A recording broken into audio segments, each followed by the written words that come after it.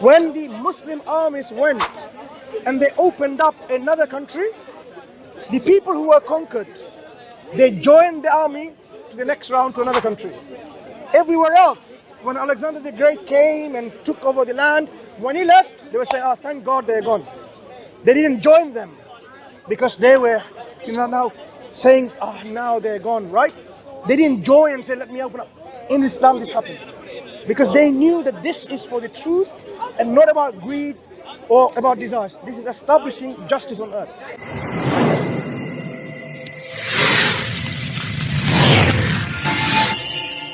Am I believing the right thing? Because you'll be surprised. I'm a Muslim.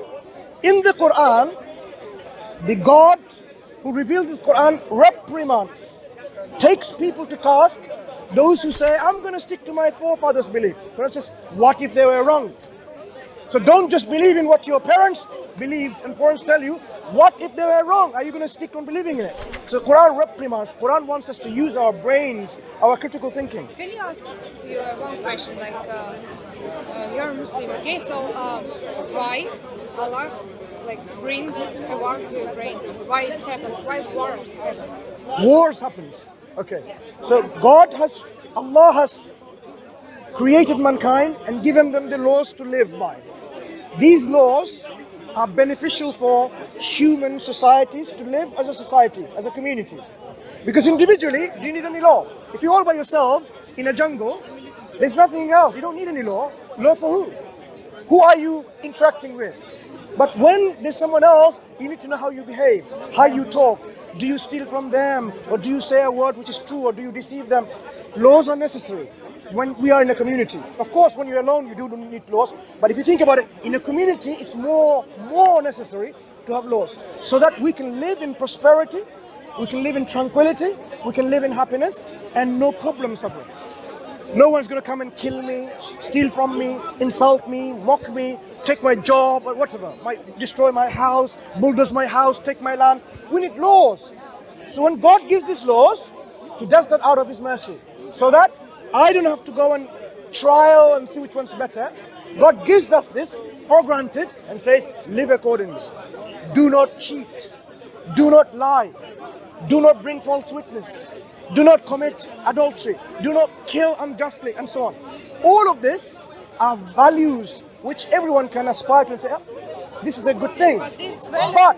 But what happens is, some people don't want to believe in the laws of God because they have their ego and their desires and other things are influenced by. For example, they see a nice car, they say, "Okay, now I'm going to steal it because I don't have one." Then they take the right away of someone else. Now imagine you have a country and they see another country. They come in, occupy the country and take its resources and enslave the people because of greed. This happened. Did it happen? America went to Iraq. Is it because they had mass destruction weapon? There were no weapons. There was no evidence for it. But they went there, looted the country, destroyed their culture and the civilization, and look at what they have done. This is all about greed, political greed, because Iraq had oil and gas. Would they do that to England? They wouldn't do that to England. Yeah? So wars happen because people are greedy and they want to usurp and they want to take the rights of others and so on. So sometimes war can be because of this. But God gives us rules and regulations how to conduct if this happens. But if you're going to fight, fight for justice. Don't go and fight for greed. So I'm going to fight and then take their land. No. In Islam, we have a concept of jihad, which is opening up another land so that people can see the justice of Islam. Not to oppress the people, but to remove oppression, to establish justice. That is why this will be the only one example in the history of mankind. When the Muslim armies went and they opened up another country, the people who were conquered, they joined the army to the next round to another country. Everywhere else, when Alexander the Great came and took over the land, when he left, they were saying, "Oh, thank God they're gone." They didn't join them because they were, now saying, "Ah, now they're gone," right? They didn't join and say, "Let me open up." In Islam, this happened because they knew that this is for the truth and not about greed or about desires. This is establishing justice on earth. Islam, if I want to tell you one word, is about justice. Maintaining justice between your own self, between your spouse, between man and woman, between the societies. The Quran says, be a firm witness, even if it goes against you and your kith and kin, your relatives. No favoritism. The Prophet Muhammad. Hard to understand, because if someone wants to kill your relative or something else, you need to fight. No, stand firm in justice. When you're going to be a witness, speak the truth. Don't just, just imagine, your brother killed someone. The judge asks you for witness. You're going to say, you're going to lie?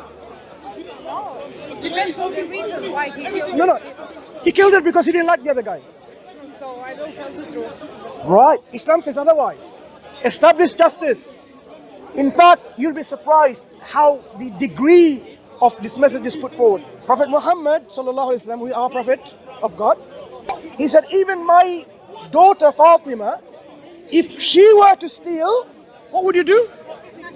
Cut her hands off. Even if the daughter of the Prophet did that, she's not going to be spared. Of course, she would not do that, but Prophet is teaching us a lesson. Even if it was her, how close can anyone be than the daughter of the Prophet? He says, no. No favoritism. Nothing where you actually demonstrate that you are going to commit injustice to society. So justice demands that everyone has the share of justice without being violated their rights and so on. So in an Islamic society, we have the rights of a non-Muslim citizen, and their rights are protected by the state. In other countries, go to Palestine, occupied Palestine. Do they have any rights? Their land's been taken away, their lives been taken away. International community doesn't give a damn. You know why? Why did the international community become so silent when Israel commits all these atrocities, for example? If Palestinians commit atrocities, we will be the first one to say, wrong. You cannot commit atrocities to another human being, even if it be against the Israelis. But when Israelis commit all this aggression and atrocities, the whole world is silent. So this is something that we need to really open up to and say, why is this happening? Why have they made this rule called anti-Semitism law? You can't talk anything against it, you'll be put behind bar, you'll be punished. Look at how they've done it. They even made it illegal. But Arabs are Semite people too. When an Arab is insulted, does anyone take them to court? They say, no, he has to be a Jew. So that's how society has somehow been in the hands of certain people. The rich of this world is in the hands of certain people. Islam says, no, you cannot let people die in starvation and hunger. They have a right in your wealth. Your neighbor has a right over you. A believer, it's not like this. The Prophet ﷺ said, you are not a believer. You are not a believer. You are not a believer if you go fully fed and your neighbor starves in hunger. You're not even a believer. This is how much the right. In fact, the companions of the Prophet were asking, how much do they want? They were even thinking like... But if your neighbor, like a very bad person who killed someone, why you will feed him or something like this? We're not talking about the exceptionally bad people. We're talking about a neighbor of a Muslim who's not a Muslim, could be a Jew, Christian, atheist, whoever. The companions of the Prophet were even thinking, are they going to even inherit from you? That is the level of how Islam is giving right to the people. We have a concept called zakah.